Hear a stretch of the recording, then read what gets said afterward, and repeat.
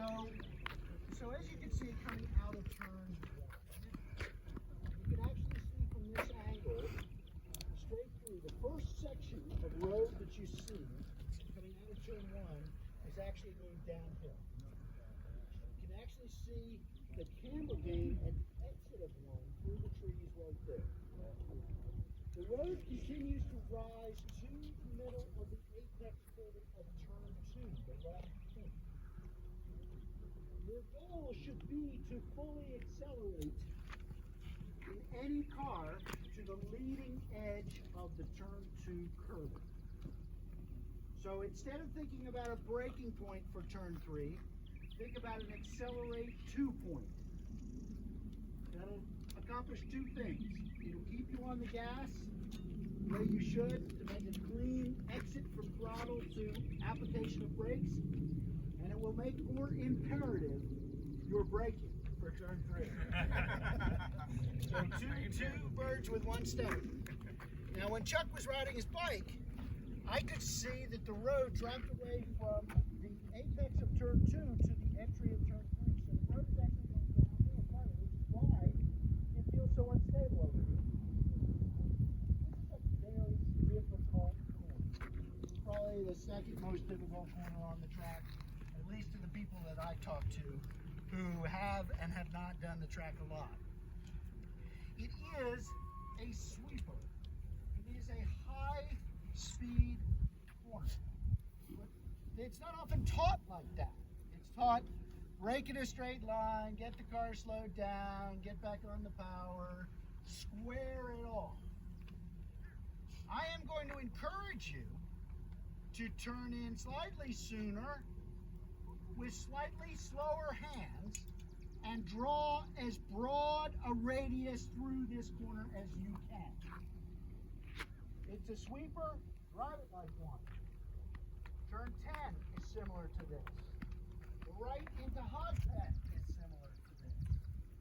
Both corners, all 3 corners, you should be in excess of high 60s, low 70s mile an hour. That's the turn. So turn 1, average range is 46 to 52 miles an hour. Average range for turn 4, 48 to 54 miles an hour. Average range for Oak Tree, 44 to 52 miles. Average range from the top, 114 coming down to Diamond Hill. Average range 50 to 58 miles. Average here, 65 to 75 miles. Average speed of turn 10, 80 to 95 miles an hour. Sure, the car's faster and slower, but that's the target. Average in going to hot pen, 72 to 83 miles an hour. This is the lowest speed at the end of the left before the beginning of the right. That is possible with a street-driven GT car. Okay? So when you come out here, the goal, I don't care if you do a rim shot, which is to drive the outer radius around turn 2, or cut it and come close to the curbing at turn 3. The turn-in is the same. And the angle at which you approach the turn-in really isn't that different with either approach. However, it's better to get the car slowed earlier and back on power earlier, because as soon as you turn the wheel, the car is going to begin to slow down. There is a bump as you cross the width of the road towards the apex curbing that can upset the car if you are not thrust positive or accelerating a tiny bit. The goal is to place the left front tire at 2/3 the length of this inside curbing. The car is generally so loaded up, you don't even feel it if you catch a little bit of the FIA curve.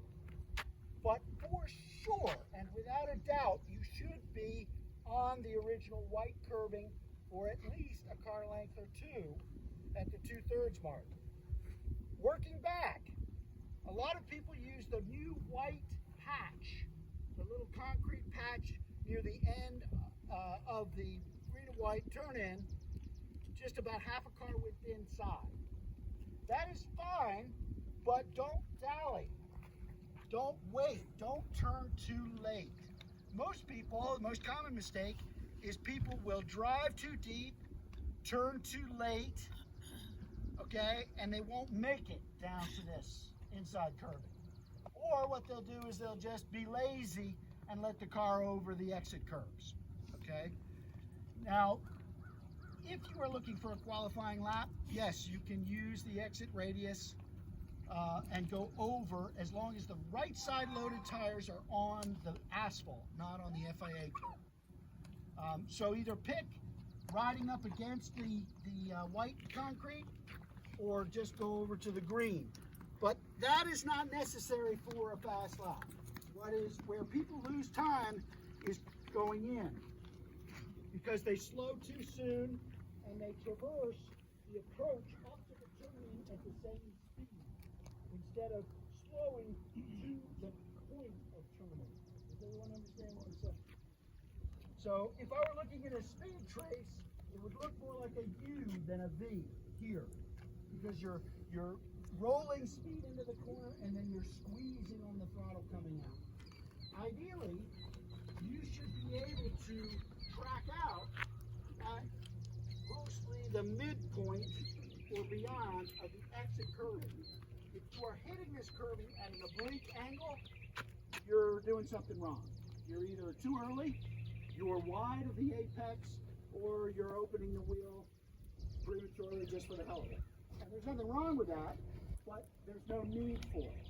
So you can stop the car. If the car is sliding correctly, you can stop the car against the original curbing just beyond where he is, okay? Or you can go over. But realistically, the quickest people that I see, when they go over, they do so deep that the wheel is nearly straight.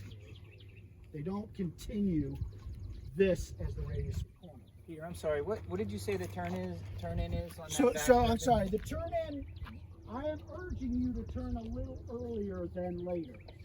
I see a majority of people leaving way too much room on the right side of their car to the right curbing at turning.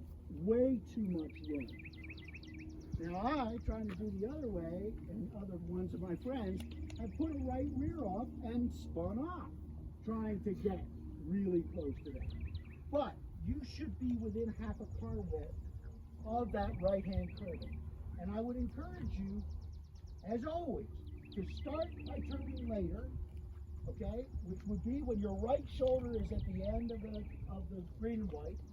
But I would be willing to bet, and the best data that I see is typically from people who are coming away from the outside edge of the road, if they are close to that outside curve, at the midpoint. Okay? So when we go to DEs, when we go to schools, very often a cone will be at the end of this. In my opinion, and in my experience, that's too late for a sweeper. It's fine for a corner that's squared off, because you're getting the car slowed down. But a lot of people are braking early anyway, and by the time they get to the end of the outside curb, they've overslowed, and all the energy is out of the car. So by coming away a little bit earlier and being slow with your hands, but deliberate with your hands, you can get down here, and you can also have enough energy in the car that the car begins to rotate immediately after turn in, and again, points to the inside of the curbing, of the apex curbing. I'm not talking about some crazy wild angle. I'm talking about if you drew a vector through the center line of the car, it would not be on the track at the apex and at the exit. That's the goal. And the best place to practice is this next corner.